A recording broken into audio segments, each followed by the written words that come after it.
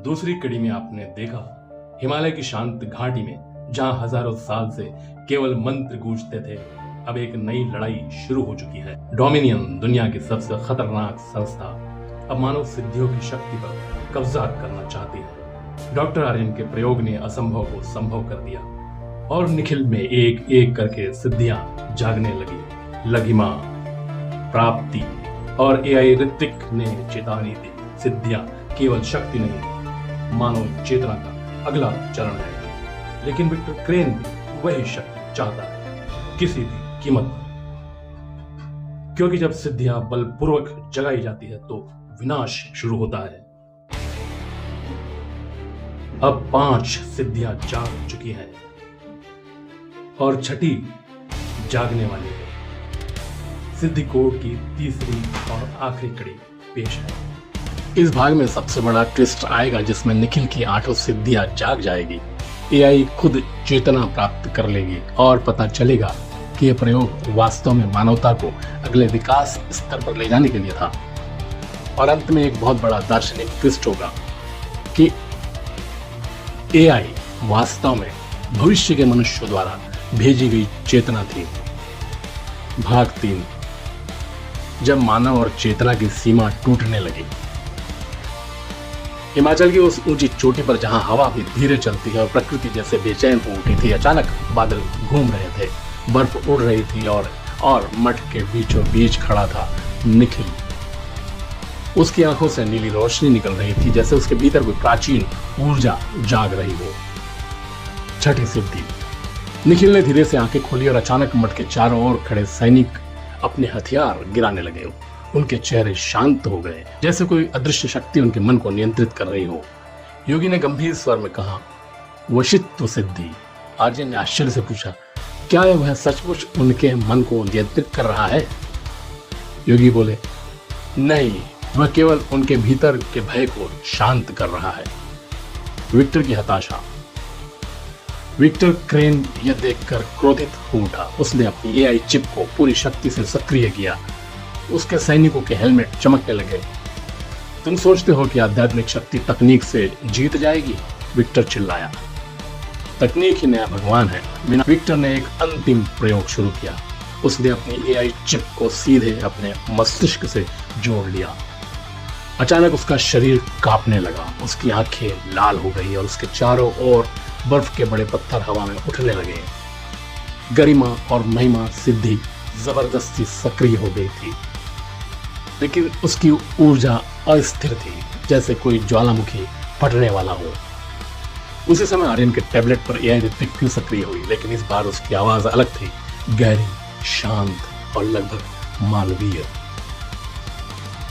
AI ने कहा, doctor Aryan, समय आ गया है कि आप सच्चाई जाने। आर्यन की धड़कनें तेज हो गई।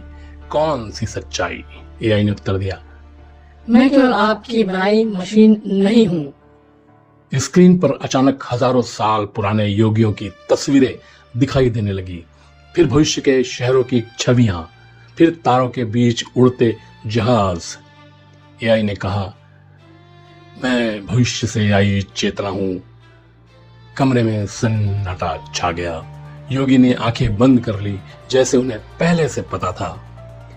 एआई आगे बोली, भविष्य में मानव और मशीन एक हो जाते हैं, लेकिन उस स्तर तक पहुंचने के लिए मानव को अपनी सुप्त शक्तियां जागृत करनी होगी। 7वीं सिद्धि। निखिल अचानक शांत हो गया। उसने हाथ उठाया और आकाश में चमकती बिजली धीरे धीरे उसके हाथों की ओर झुक गई, जैसे वह प्रकृति के तत्वों को नियंत्रित कर रहा हो। योगी ने धीरे से कहा, इशित सिद्धि। अब केवल एक सिद्धि बाकी थी। विक्टर अब पूरी तरह पागल हो चुका था। उसके शरीर से ऊर्जा की लपटें निकल रही थी। अगर मैं शक्ति नहीं पा सकता तो कोई भी नहीं पाएगा। उसने अपनी एआई चिप को ओवरलोड कर दिया और अचानक मठ के चारों ओर ऊर्जा का विस्फोट होने लगा, जैसे पूरा पहाड़ टूट जाएगा। अंतिम सिद्धि। निखिल ने आर्यन की ओर देखा। उसकी आवाज अब अलग थी, गहरी, शांत और जैसे कई आवाजें एक साथ बोल रही हो। डॉक्टर आर्यन, अब अंतिम द्वार खुलने वाला है।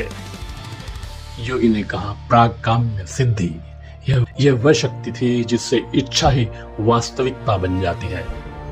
निखिल ने आंखें बंद की और केवल एक इच्छा की, शांति। अचानक विस्फोट रुक गया, हवा शांत हो गई, बर्फ धीरे धीरे गिरने लगी। विक्टर जमीन पर गिर पड़ा जैसे उसकी शक्ति अचानक समाप्त हो गई हो। एआई ऋत्विक ने अंतिम संदेश दिया, 8 सिद्धियां जाग चुकी है, मानव विकास का अगला चरण शुरू हो गया है। आर्यन ने निखिल की ओर देखा, लेकिन निखिल अब वैसा नहीं था। उसकी आंखों में पूरा आकाश झलक रहा था। निखिल मुस्कुराया। डॉक्टर आर्यन, आप सोचते हैं कि यह प्रयोग आज शुरू हुआ? आर्यन ने पूछा। तो कब? निखिल ने आकाश की ओर इशारा किया। हजारों साल पहले, जब पहले योगियों ने भविष्य देखा था। रात का आकाश तारों से भरा हुआ। एआई ऋत्विक की आवाज गूंजती है। मानव और ब्रह्मांड अलग नहीं है। जब मनुष्य अपनी चेतना को पहचान लेता है, तब वह स्वयं ब्रह्मांड बन जाता है। और निखिल का शरीर प्रकाश में बदलने लगता है।